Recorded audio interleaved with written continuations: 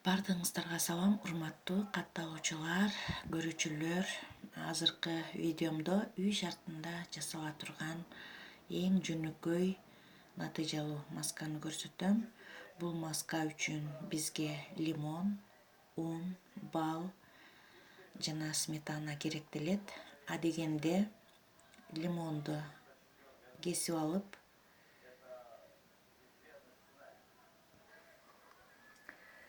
мынтип кесип,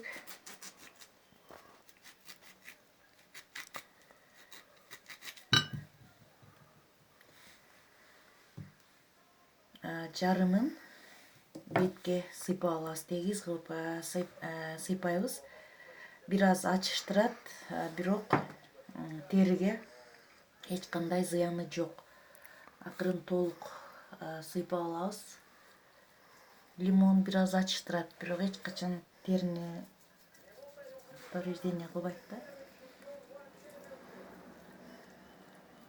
Мындай кылып бетке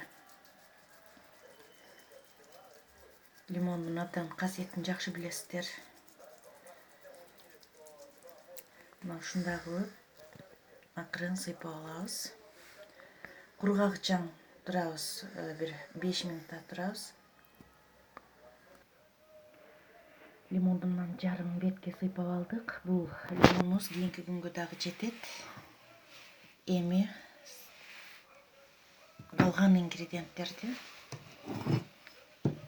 аралаштырабыз. Эми мына балдан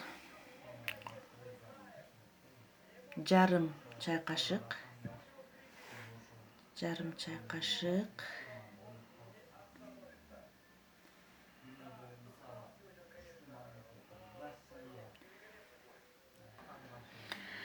эми мындай майлуу сметанадан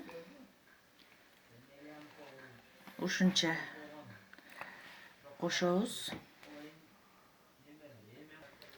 Эми ундан бир кашык кошуп алабыз, аралаштырабыз.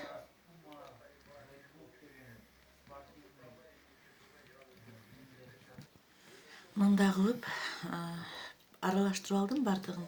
Бир аз көбөйтүп, моюнга дагы, колго дагы сыйпасак болот бул аралашманы. Мен азыр бетке гана ылайык кылдым, ылайык жасадым. Эми акырын алып бетибиздеги лимон дагы кургады. Эми ошо кургаган лимондун үстүнө акырын мындай кылып, ушундай кылып коебуз.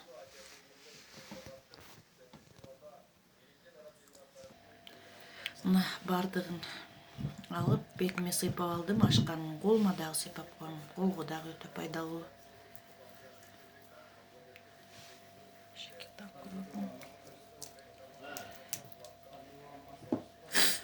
15 минутта коюп коебуз дагы. Андан кийин муздак сууга жууп коебуз. Муздак сууга жууп, бадырыңды сыртын арчыбайбыз. Бадырыңды азыр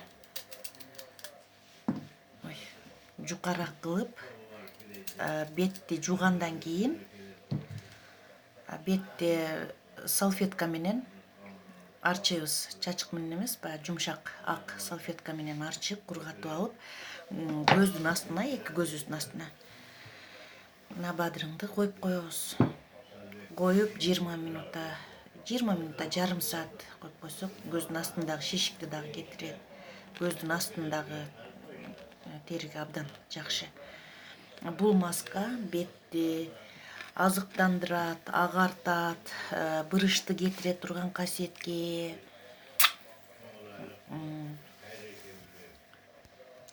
Азыркы күз мезгилинде сууктан дагы коргойт бет терисин.